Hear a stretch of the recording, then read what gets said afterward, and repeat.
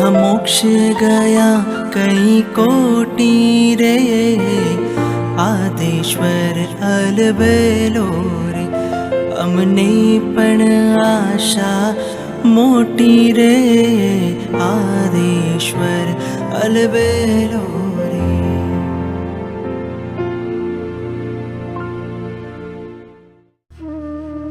આ પ્રમાણે ઉપદ્રવ થવાથી સૈન્યમાં રોગચાળો ફેલાયો.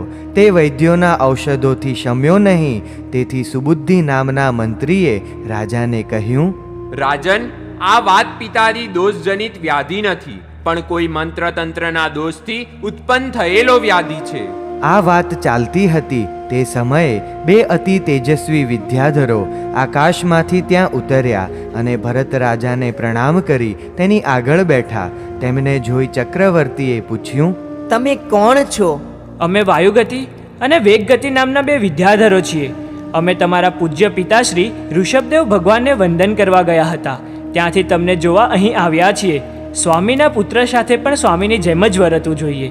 તેથી તમને પૂછીએ છીએ કે તમને ક્ષેમ કુશળ છે ને? હે મહારાજા, શત્રુંજય ગિરી ઉપર એક રાજદની એટલે કે રાયણનું વૃક્ષ છે. તે સાકીની, ભૂત અને દુષ્ટ દેવોના દોષને હરનારો છે. શ્રી યુગાદીશ પ્રભુ પાસેથી તેનો પ્રભાવ અમે ઘણીવાર સાંભળ્યો છે. તે વૃક્ષના થડની શાખા, માટી તથા પત્રાદિક અમારી પાસે છે. તેને જલથી સિંચી એ જલનો છંટકાવ કરવાથી સર્વ સૈન્ય રોગરહિત થશે. એમ કહી તરત તે પ્રમાણે જલનું સિંચન કર્યું. તેના પ્રભાવથી સર્વ સૈન્ય તત્કાળ નિરોગી થયું. તેથી ભરત રાજાએ તેમનું સન્માન કર્યું. બંને વિદ્યાધરો ક્ષણવારમાં પોતાના સ્થાને ગયા. સૈન્યને નિરોગી થયેલું જોઈ ભરતેશ્વર હર્ષ પામ્યા અને આનંદથી બોલ્યા, અહો, આ તીર્થાદિરાજ શ્રી શત્રુંજય ગિરિવરનો મહિમા અચિંત્ય છે. 3 જગતમાં તીર્થ જેવું બીજું એકે તીર્થ નથી. આ તીર્થના ચિંતન માત્રથી બંને લોકનું સુખ પ્રાપ્ત થાય છે. પૂર્વે પ્રભાસ દેવે આ તીર્થનો પ્રભાવ મને કહ્યો હતો, ત્યારે તેની સાથે હું ત્યાં યાત્રાર્થે ગયો હતો. હવે પણ દિગ્વિજય કર્યા પછી સંઘ સહિત જઈને આ તીર્થની હું યાત્રા કરીશ. મ્લેચ્છ રાજાઓએ આ રોગનો ઉપદ્રવ કર્યો છે તે જાણી તેઓને શિક્ષા કરવા ભરતેશ્વરે તેઓ ઉપર પોતાનું ચક્ર મૂક્યું. એટલે ચક્રના અધિષ્ઠાયક દેવો તત્કાળ તે બધાને બાંધીને ચક્રવર્તી પાસે લાવ્યા. દીન મુખવાળા અને દીન વચન બોલતા તેઓ ઉપર કરુણાવંત ચક્રીએ કૃપા દ્રષ્ટિ કરી અને હાથી, ઘોડા, રત્નો વગેરે લઈને શિક્ષા કરીને છોડી મૂક્યા. ત્યારબાદ ભરતેશ્વરની આજ્ઞાથી સેનાપતિ સુષેણ સિંધુ નદીના ઉત્તર નિષ્કુટને સાધી આવ્યો. ત્યાર પછી ત્યાં પડાવ નાખીને સુખ ભોગવતા ચક્રીએ ઘણો કાળ પસાર કર્યો. ફરી આયુધ શાળામાંથી ચક્ર બહાર નીકળ્યું. એટલે તેની પાછળ ચાલતા ચક્રવર્તી અનુક્રમે લઘુ હિમવંત પર્વતની દક્ષિણ બાજુએ આવ્યા. તેની તળેટીમાં છાવણી નાખી અઠ્ઠમ કર્યો. પછી રથમાં બેસી પર્વતની પાસે આવ્યા અને રથના અગ્રભાગ વડે તેને 3 વાર તાડન કર્યું. તેમજ પોતાના નામથી અંકિત એક બાણ તેના શિખર તરફ છોડ્યું. આકાશ માર્ગે ઉછળતું તે બાણ વેગથી 72 યોજન સુધી જઈને હિમવાન દેવની સભામાં પડ્યું. તેની ઉપર લખેલા અક્ષરો વાંચતા જ હાથમાં ભેટ લઈ તે દેવે આવીને ચક્રીને પ્રણામ કર્યા. ચક્રવર્તીએ પણ તેનું સન્માન કર્યું. તેથી તે પોતાના સ્થાને ગયો. ભરતેશ્વર પણ પોતાની છાવણીમાં પાછા આવ્યા. ત્યાંથી ઋષભકૂટ તરફ ચાલ્યા. કાકીણી રત્ન વડે ઋષભકૂટ ઉપર અક્ષરો લખ્યા કે આ અવસર પીણીના 3જા આરાના અંતે શ્રી યુગાદીશ પ્રભુનો પુત્ર હું ભરત ચક્રવર્તી થયો છું. આ પ્રમાણે લખી જે માર્ગે આવ્યા હતા તે જ માર્ગે પાછા વળ્યા અને ભરત ક્ષેત્રની મધ્યમાં રહેલા વૈતાઢ્ય પર્વત પાસે આવ્યા. પૂર્વે શ્રી ઋષભદેવ પ્રભુ રાજ્ય કરતા હતા ત્યારે કચ્છ અને મહાકચ્છના પુત્રો નમી અને વિનમીને કોઈ કાર્ય માટે કોઈ સ્થાને મોકલ્યા હતા. તેઓ તે કાર્ય સાધીને પાછા આવ્યા ત્યારે પ્રભુને સંયમ સ્વીકારીને રહેલા જોયા. હવે પ્રભુ મમતા રહિત થયેલા છે એવું નહીં જાણતા તે બંને હે તાત, હે તાત એમ બોલતા પુત્રની જેમ પ્રભુ પાસે રાજ્ય ભાગ માંગવા લાગ્યા અને એ જ આશાએ પ્રભુની નિત્ય સેવા કરવા લાગ્યા. એક દિવસ ધર્ણેન્દ્ર પ્રભુને વંદન કરવા આવ્યા. ત્યારે નમી વિનમીની પ્રભુ ભક્તિથી પ્રસન્ન થઈ તેમને 16,000 વિદ્યાઓ આપી અને વૈતાઢ્ય પર્વત ઉપર દક્ષિણ અને ઉત્તર શ્રેણીના રાજ્યો આપ્યા. તે દિવસથી તે બંને આનંદથી ત્યાં રાજ્ય કરવા લાગ્યા. આ બાજુ ભરતેશ્વરે ત્યાં આવી તે બંનેની પાસે પોતાના નામથી અંકિત બાણ નાખ્યું. આથી કોપાયમાન થઈ તે બંને યુદ્ધ કરવા તૈયાર થયા. તેમની આજ્ઞાથી બીજા વિદ્યાધરો પણ મોટા સૈન્ય સાથે ત્યાં આવ્યા અને ચક્રવર્તી સાથે યુદ્ધ શરૂ કર્યું. બંને સૈન્યો વચ્ચે સમાનપણે યુદ્ધ થતાં 12 વર્ષ પસાર થયા. છેવટે ચક્રવર્તીના સૈન્યથી પરાભવ પામેલા નમી વિનમી ભરત પાસે આવી પ્રણામ કરીને કહેવા લાગ્યા, ખરેખર ચક્રવર્તી એવા તમારાથી વધારે સુરવીર કોઈ નથી. માટે હે સ્વામી, આજથી અમે તમારી આજ્ઞામાં રહીશું. આમ કહી વિનમીએ સુભદ્રા નામની પોતાની પુત્રી સ્ત્રીરત્ન તરીકે ચક્રવર્તીને આપી. બીજા વિદ્યાધરોએ પણ પોતપોતાની પુત્રીઓ વિદ્યા સહિત ચક્રવર્તીને આપી. ત્યારબાદ નમી વિનમીએ વિરક્ત થઈ પોતાના પુત્રોને રાજ્ય સોંપી શ્રી ઋષભદેવ પાસે વ્રત અંગીકાર કર્યું. હવે ભરતેશ્વર ચક્રને અનુસરીને ચાલતા ચાલતા ગંગા નદીને કાંઠે આવ્યા. ત્યાં છાવણી નાખી રાજાની આજ્ઞાથી સેનાપતિ ગંગા નદી ઉતરીને ગંગાના ઉત્તર નિષ્કુટને સાધીને પાછો આવ્યો. ચક્રવર્તીએ 58નો તપ કર્યો. તેનાથી ગંગાદેવી સિદ્ધ થઈ. તેણે ચક્રવર્તીને સુવર્ણના 2 સિંહાસન તથા 1008 રત્નકુંભો, હાર, બાજુબંધ, મુગટ, ઉત્તમ શૈયા, દિવ્ય વસ્ત્રો અને દિવ્ય પુષ્પો ભેટ ધર્યા. તથા ભરતેશ્વરનું અતિશય રૂપ જોઈ ગંગાદેવીએ ભોગની પ્રાર્થના કરી. ભરત રાજાએ તેનો સ્વીકાર કરી 1000 વર્ષ તેની સાથે ભોગ ભોગવતા ત્યાં સમય વિતાવ્યો. એક વખત ભરતેશ્વર સભામાં બેઠા હતા ત્યારે સૌમ્ય કાંતિવાળા 2 ચારણ મહર્ષિઓ આકાશમાંથી ઉતર્યા. તેમને જોઈ ભરતે ભક્તિથી પ્રણામ કર્યા અને વડીલ મુનિવરને સિંહાસન પર બેસાડી ભરતચક્રી હાથ જોડી સન્મુખ બેઠા. તે વખતે મુનિએ પણ ઉચિત ઉપદેશ આપ્યો. દેશના પૂર્ણ થયા બાદ ભરતેશ્વરે પૂછ્યું, ભગવંત, આપ અહીં ક્યાંથી પધાર્યા છો? રાજન, અમે યુગાદીશ્વરને વંદન કરવા ગયા હતા. તેમના મુખેથી પુંડરીકગીરીનું મહાત્મ્ય સાંભળી તે ગિરિરાજની સ્પર્શના કરવા ગયા હતા. ત્યાં તે સમયે ઈશાનેન્દ્ર દેવતાથી પરિવરેલો બેઠેલો હતો. તેણે અમને જોઈને હર્ષથી કહ્યું, મુનિઓ, આ ગિરિરાજનું મહાત્મ્ય અતિ આશ્ચર્યકારી છે. નરકગામી એવો હું આ ગિરિરાજના પ્રભાવે સ્વર્ગપતિ ઇન્દ્ર થયો છું. તે મારી વાત આપ સાંભળો. મહાવિદેશ ક્ષેત્ર પશુગ્રામ સુસરમા નામે મૂર્ખ શિરોમણી અતિ દરિદ્ર બ્રાહ્મણ હતો. તેને એક પત્ની, પુત્ર અને પુત્રી હતા. નગરમાંથી ભીખ લાવીને તે જેમ તેમ નિર્વાહ કરતો હતો. એક વખત આખા ગામમાં ભીખ માંગવા છતાં તેને કાંઈ પણ મળ્યું નહીં. તેથી કંટાળીને ખાલી પાત્રે તે પાછો ઘેર આવ્યો. તેથી તેની પત્ની ખૂબ ગુસ્સે થઈ. તેણે સમજાવવા છતાં તે સ્ત્રી શાંત ન થઈ. એટલે સુસરમાને પણ ક્રોધ આવ્યો અને બાજુમાં પડેલ પથ્થર ઉપાડી તેને માથામાં માર્યો. પથ્થર મર્મસ્થાનમાં વાગવાથી તે સ્ત્રી થોડી વારમાં મરણ પામી. આ જોઈ પુત્ર પુત્રી કહેવા લાગ્યા, અરે, તમે અમારી માતાને કેમ મારી નાખી? આ વચનથી ક્રોધાવિષ થયેલ બ્રાહ્મણે તે બંનેને પણ મારી નાખ્યા. પછી ભયભીત થયેલો તે વિપ્ર બહાર નીકળ્યો. રસ્તામાં ગાયથી સ્ખલના પામ્યો એટલે ક્રોધથી ગાયને પણ મારી નાખી. આ રીતે ઘોર કૃત્ય કરવાથી તેને પકડવા રાજપુરુષો તેની પાછળ પડ્યા. આથી ભયનો માર્યો ત્યાંથી ભાગતા એક ખાડામાં પડી ગયો. ત્યાં તીવ્ર વેદના ભોગવી મૃત્યુ પામી 7મી નરકે ગયો. ત્યાંથી મરીને કોઈક જંગલમાં સિંહ થયો. ત્યાંથી 4થી નરકમાં ગયો. ત્યાંથી ચંડાલ થયો. ત્યાં ફરી ઘોર કર્મ કરી 7મી નરકે ગયો. ત્યાંથી દ્રષ્ટિવિષ સર્પ થયો. એક વખત રાફડા પાસે મુનિવર જોયા.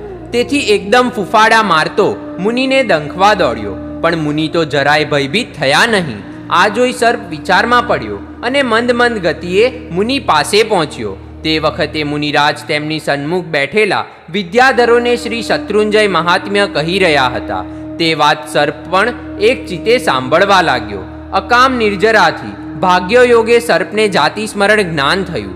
તેથી સર્પને પસ્તાવો થયો અને મુનિરાજને 3 પ્રદક્ષિણા દઈ અનશન કરવાની ઈચ્છા વ્યક્ત કરી. મુનિવરે જ્ઞાનથી તેની ઈચ્છા જાણી તેને અનશન કરાવ્યું. ત્યાર પછી વિદ્યાધરોએ તેને સિદ્ધગીરી ઉપર લાવીને મૂક્યો. સર્પ મરણ પામી શુભ ધ્યાનના યોગે ગિરિના પ્રભાવે ઈશાન દેવલોકનો ઇન્દ્ર થયો. તે હું અહીં આવ્યો છું. આ મારો સર્પનો દેહ છે એમ કહી સર્પનું ક્લેવર બતાવ્યું. પછી ચંદનના કાષ્ટો ગોઠવી તે સર્પનો અગ્નિ સંસ્કાર કર્યો અને તે ભૂમિ ઉપર એક રત્નમય પીઠિકા બનાવી. પછી તે મહાતીર્થને ભક્તિથી પ્રણામ કરી ઈશાનેન્દ્ર સ્વસ્થાને ગયા. હે ચક્રવર્તી, શ્રી શત્રુંજય ગિરિનું આવું મહાત્મ્ય પ્રત્યક્ષ જોઈ તે તીર્થની વારંવાર સ્પર્શના કરી અમે ત્યાંથી અન્યત્ર જતા હતા. વચમાં તમારું આ વિશાળ સૈન્ય જોઈ અહીં ઉતર્યા. હવે અહીંથી આગળ જઈશું. ચક્રવર્તીએ તેમને સંમતિ આપી, તેથી તેઓ અન્ય સ્થાને ગયા. તે સમયે ચક્રવર્તી મનમાં વિચારવા લાગ્યા, તે ધન્ય દિવસ ક્યારે આવશે કે જ્યારે હું સંઘ સહિત શત્રુંજય તીર્થની યાત્રા કરીશ. આમ શુભ મનોરથ કરતા ભરતેશ્વરે ગંગા દેવીને સમજાવી તેની અનુમતિ લઈ ખંડ પ્રપાતા ગુફા તરફ સૈન્ય સહિત પ્રયાણ કર્યું. ગુફાના દ્વાર પાસે અઠ્ઠમનો તપ કર્યો.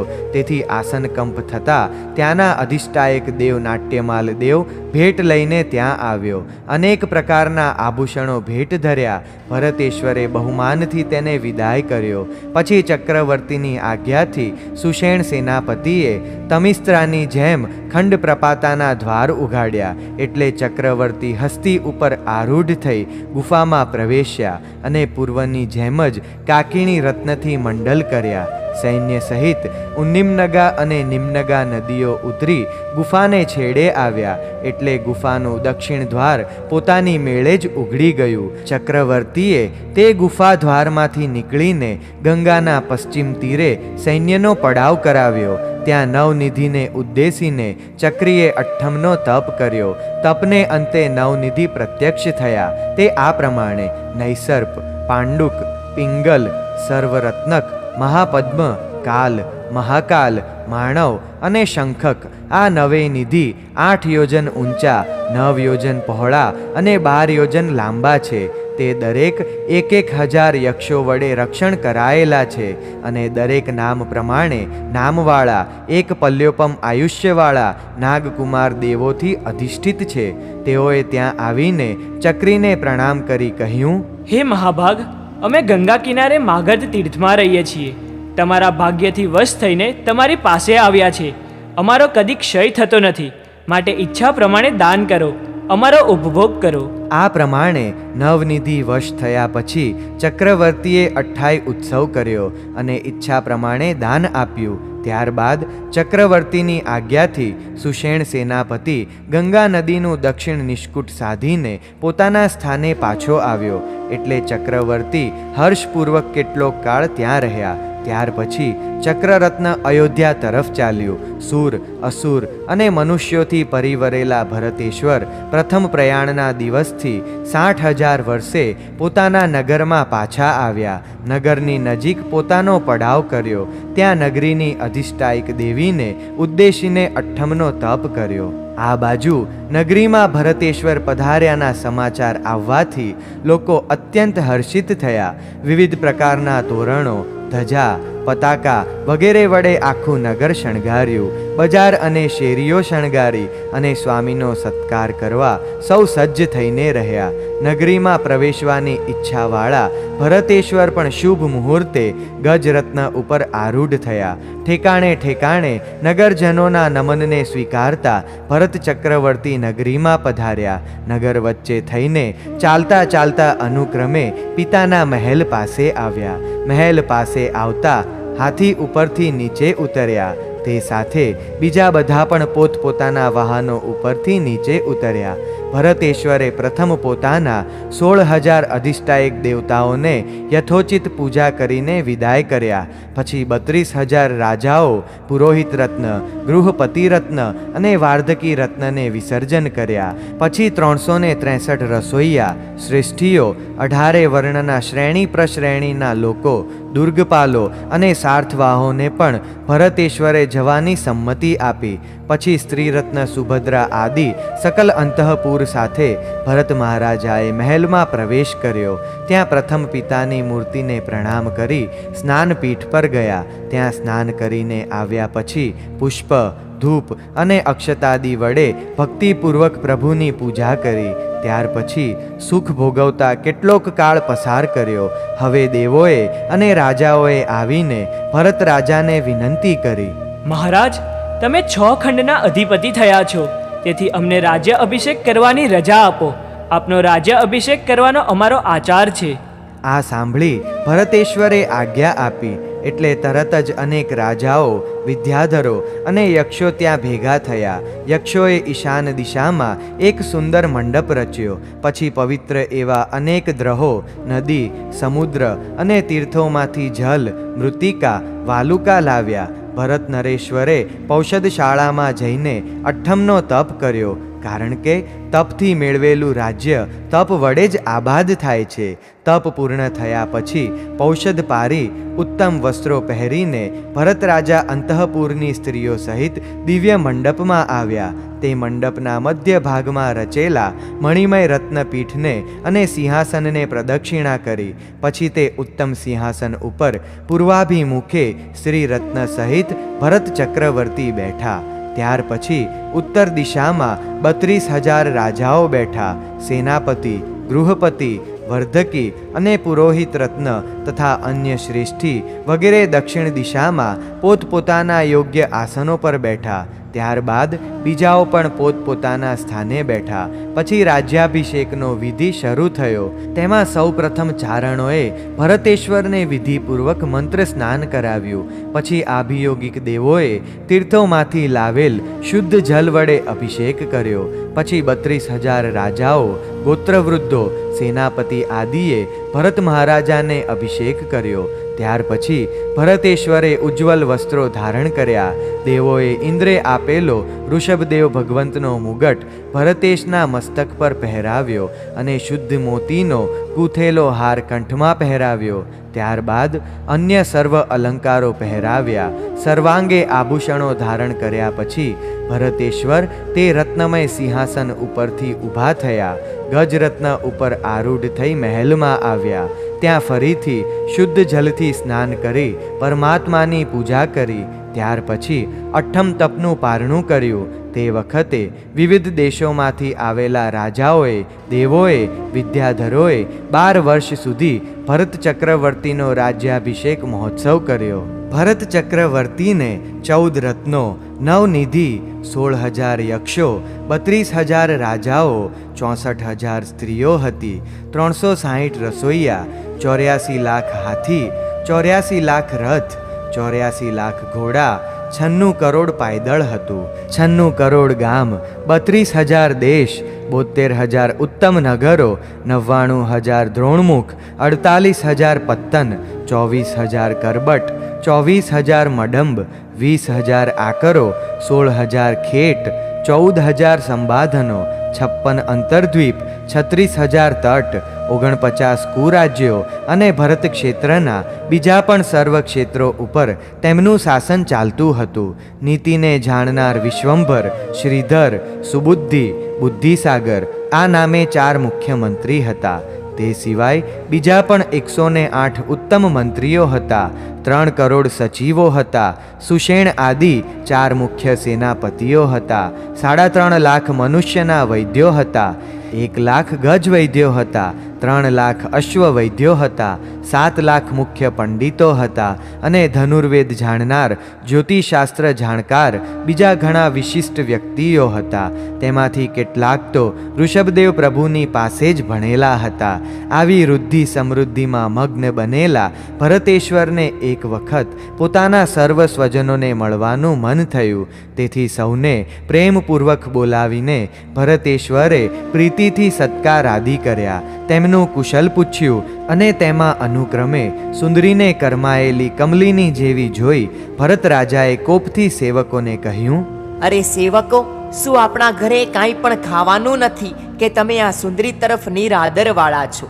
કે કોઈ પણ રોગથી પીડાતી સુંદરી કાંઈ ભોજન કરતી નથી અને રોગની પીડા દૂર કરનાર એવા કોઈ કુશળ વૈદ્ય નથી. આ સુંદરી આ રીતે કેમ ગ્લાનિ પામી છે? હે નાથ, આપણા મંદિરમાં સર્વ પ્રકારની સામગ્રી ભરપૂર છે, તેમજ આ સુંદરી દેવી અમારે મન કુલ દેવતાની જેમ સદા પૂજાય છે. ઘણા રાજવૈદ્યો પણ હાજર છે, પરંતુ જે દિવસથી આપે દિગ્વિજય કરવા માટે અહીંથી પ્રયાણ કર્યું તે દિવસથી કેવળ પ્રાણ માત્રને ધારણ કરનારી આ સુંદરી દેવી આંબિલનો તપ કરે છે. તે વખતે વ્રતની ઈચ્છાવાળી સુંદરીને તમે અટકાવી હતી, તેથી તે માત્ર ગૃહસ્થપણાનો વેશ જ રાખીને ભાવ સાધ્વીપણું ગ્રહણ કરીને અહીં રહેલ છે. સેવકોની વાત સાંભળીને ભરત રાજાએ આદરપૂર્વક સુંદરીને પૂછ્યું, તારી વ્રત ગ્રહણ કરવાની ઈચ્છા છે?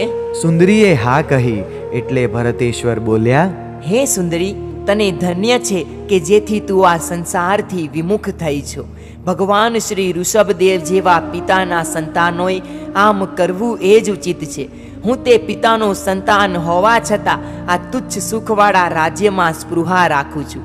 માટે હે મહાસત્વા, તમે સુખેથી આત્મકલ્યાણ કરો. આ પ્રમાણે ચક્રવર્તીએ અનુમતિ આપવાથી સુંદરી અત્યંત ઉલ્લાસ પામી. તે અવસરે ઋષભદેવ ભગવાન ભવ્ય જીવો ઉપર ઉપકાર કરતા અષ્ટાપદ ગિરી પર પધાર્યા. ત્યાં સર્વ ઇન્દ્રોએ ભેગા થઈ પ્રભુનું સમવસરણ રચ્યું. આ વધામણી લઈ ઉદ્યાનપાળ જલ્દીથી ભરતેશ્વર પાસે આવ્યો અને કહ્યું, હે દેવ, આપના પૂજ્ય પિતાજી અત્યારે અષ્ટાપદ પર્વતને પવિત્ર કરે છે અને ત્યાં દેવતાઓએ સમવસરણ રચ્યું છે. આ આનંદજનક સમાચાર સાંભળી ચક્રવર્તીએ હર્ષથી વધામણી આપનાર વનપાલકને 12.5 કરોડ સુવર્ણનું દાન આપ્યું અને સુંદરીને કહ્યું, બહેન, તમારો મનોરથ હવે પૂર્ણ થયો છે. ત્યારબાદ તીર્થજલ વડે સ્નાન કરાવી ઉજ્જવલ વસ્ત્રો પહેરાવી છત્ર ચામર સહિત શિબિકામાં સુંદરીને બેસાડી પરિવાર સહિત ભરત મહારાજા અષ્ટાપદ ગિરી પર આવ્યા. ત્યાં પ્રભુને પ્રદક્ષિણા કરી ભક્તિથી પ્રણામ કર્યા. પછી અંતરમાં થયેલા આનંદનો ઓડકાર હોય એવી રીતે સુંદર પ્રભુની સ્તુતિ કરી. હે પ્રભુ, આપ સર્વને ધ્યાન કરવા યોગ્ય છો. આપ દેવેન્દ્રોને પણ પૂજ્ય છો. આપ સર્વને શરણ કરવા યોગ્ય છો. આપ સર્વ વિશ્વના સ્વામી છો. આપ અનાદિ અને આપ અનંત છો. આ સંસાર રૂપ સમુદ્રમાં વહાણ રૂપ આપને અમારા નમસ્કાર છે. હે ભક્ત વત્સલ, આપની પાસેથી હું મોક્ષ સુખના આનંદની જ પ્રાર્થના કરું છું. હે નાથ, હું આપનો દાસ છું. હે જગતને શરણ કરવા યોગ્ય પ્રભુ, આપ મારી રક્ષા કરો. આપ મારા ઉપર પ્રસન્ન થાઓ. આ પ્રમાણે પ્રભુની સ્તુતિ કરી દેશના સાંભળવા યથાસ્થાને બેઠા. દેશનાને અંતે સુંદરીએ પ્રભુને કહ્યું, હે નાથ, આપ મારી ઉપર પ્રસન્ન થાઓ અને દીક્ષાના દાન વડે આ સંસારમાંથી મારો ઉદ્ધાર કરો. આથી પ્રભુએ સુંદરીને દીક્ષા આપી. ભરત રાજા સુંદરીનો દીક્ષા મહોત્સવ કરી પ્રભુને નમીને પોતાની નગરીમાં પાછા આવ્યા.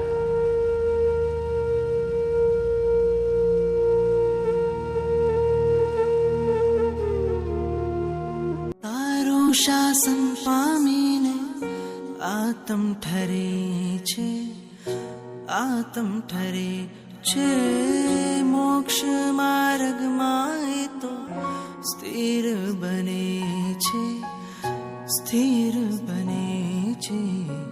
મળ્યો તારો માર્ગ મારા કેવા સદભાગ્ય, મારા કેવા ધન્ય ભાગ્ય હો.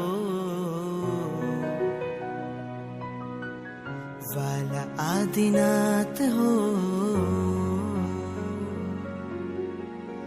વાલા આદિનાથ, મેં તો પકડ્યો તારો હાથ, મને દેજો સદા સાથ હો. વાલા આદિનાથ હો, આવ્યો તુમ પાસ લઈ મોગતીની આશ, મને કરશો ના નિરાશ હો. વાલા આદિનાથ હો.